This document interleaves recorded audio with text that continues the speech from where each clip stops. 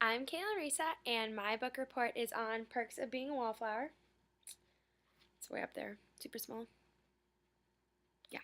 But before I start talking about the book, I'm going to give some information about my background as to why I chose this book instead of any other book.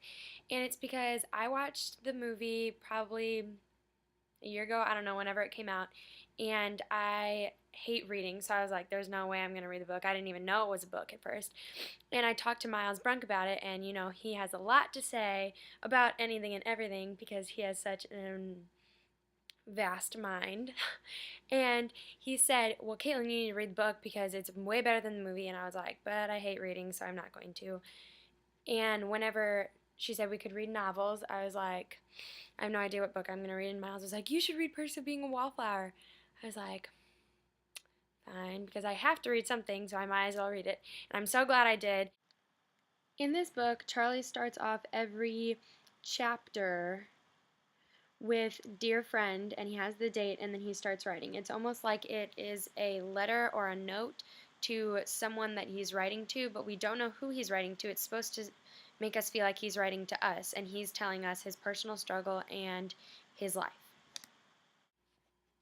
Perks of Being a Wallflower is one of those books that you actually have to be the right type of person to read because, well, first of all, it's fiction, so I mean, most people like fiction, but the mood is, it's hard to describe because it's sad and solemn, but then again, it's not, and it's like poignant, but it's not. It's a hard book to describe because it has a lot of in-depth stuff and it really gets into the character's mind and it's kind of messed up. The book is set in Pittsburgh, Pennsylvania in 1991.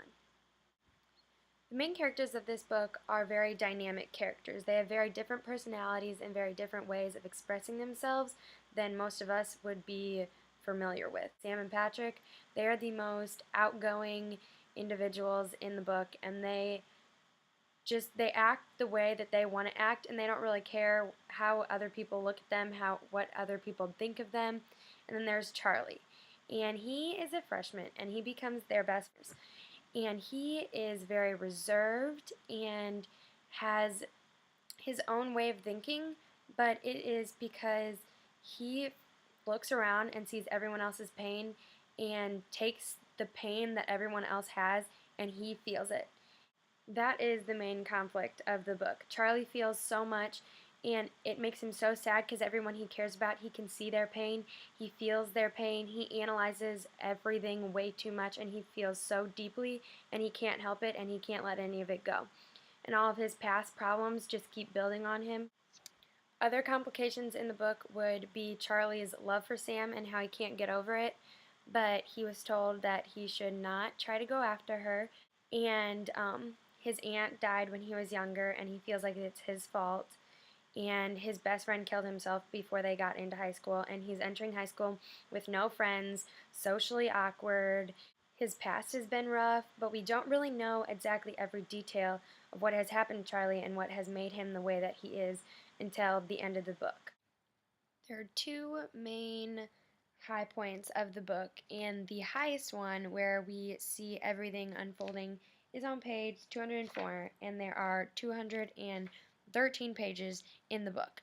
The entire book is a great book, but the very climax of the book is at the very end because that's when everything unravels and he just snaps and loses it. The climax of the book is when Sam leaves for college, and it's hard to describe because this is the point where everything just explodes for Charlie and his whole world seems to be crashing down, but it's not because the love of his life, Sam, left for college. It's that all of his emotions and feelings all of a sudden come rushing into him and they are so overwhelming that he can't understand them and he's confused by them. He ends the book with, I'm so sorry that I wasted your time because you really do mean a lot to me. And I hope you have a very nice life because I really think you deserve it. I really do. I hope you do too. Okay then, goodbye. Love always, Charlie. But then there's the epilogue, and we learned what happened to him, what his aunt did to him, and how he gets to recover from all of it. And in the end, it The main part of the story is that no matter what happens to you in life, there's no point in being mad and upset because what has happened and you can't change it. So you need to take what happens to you in life and you need to deal with it and live the rest of your life the way it is because you can't change it. Charlie is obviously the main character of this book, and he is the protagonist, antagonist, and the most dynamic character because he has an internal struggle against himself. No one's really after him in the book except for himself. He is the only one stopping him. And he changes the most throughout the book because towards the end, he finally starts figuring things out. He comes to the understanding that his life is the way it is. Patrick is the three-dimensional character because he's just accepting of who he is. He's gay and he doesn't care what anybody else thinks. He keeps on being him, and he has such a beautiful mind, and he expresses himself exactly how he wants to be expressed, and he has his good and bad qualities just like everyone else. And the flat characters of the book are probably Charlie's brother and sister. His sister is just a normal high school girl. She does what normal high school girls do, likes boys, is into school, I guess. And then his brother is a college boy and he does what normal college boys do. He likes girls and he plays football, and that's just the stereotype. So I was going to have Miles at the very end of my video tell, can't even speak anymore, tell you about his opinion of the book since he's the one who told me to read it, but I'm so frustrated with technology because I can't figure it out. This was a lot harder than I thought it was going to be, and all the editing isn't working out.